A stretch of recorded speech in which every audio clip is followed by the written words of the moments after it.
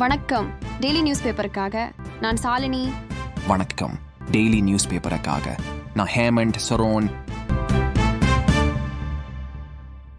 சட்டசபை கூட்டம் பரபரப்பாக நடந்து கொண்டிருக்கும் நேரத்தில் அதிமுக பொதுச் செயலாளர் எடப்பாடி பழனிசாமி திடீரென டெல்லி பயணம் மேற்கொண்டார். மத்திய உள்துறை மந்திரி அமித்ஷாவை சந்திப்பார் என்று எதிர்பார்க்கப்படுகிறது. 2026 பாரதிய ஜனதா கட்சியுடன் கூட்டணி அமையும் என அதிகார வட்டாரங்கள் தெரிவிக்கின்றன.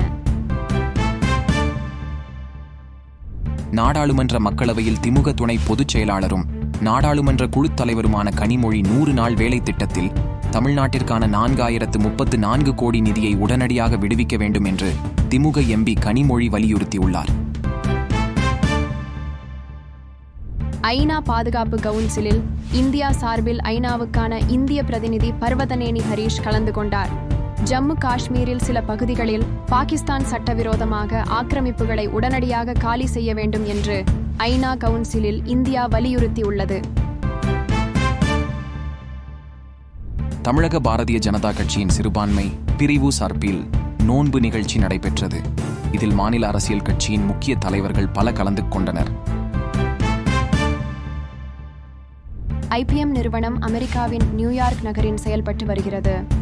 9000 பேரை பணியில் இருந்து விடுவித்து உள்ளதாக தகவல் வெளியாகியுள்ளது.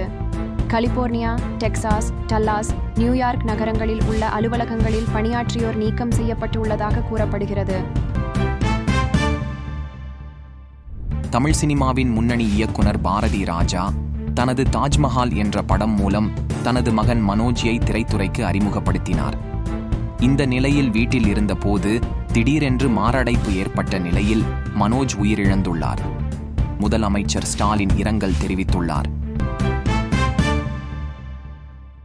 டெல்லியில் பாஜக ஆட்சியை பிடித்துள்ள நிலையில் பாஜக அரசு தாக்கல் செய்யும் முதல் பட்ஜெட் இது என்பதால் எதிர்பார்ப்பு அதிகரித்தது.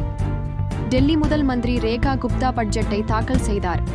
அதன்படி சுமார் 1,00,000 கோடி எனவும் இது கடந்த ஆண்டு பட்ஜெட்டை விட 31% அதிகமாகும் என்றும் கூறினார். அதிமுக பொதுச் செயலாளர் எடப்பாடி பழனிசாமி தனது எக்ஸ் வலைதளத்தில் நடிகரும் இயக்குனருமான மனோஜ் மறைவுக்கு எடப்பாடி பழனிசாமி இரங்கல் தெரிவித்துள்ளார்.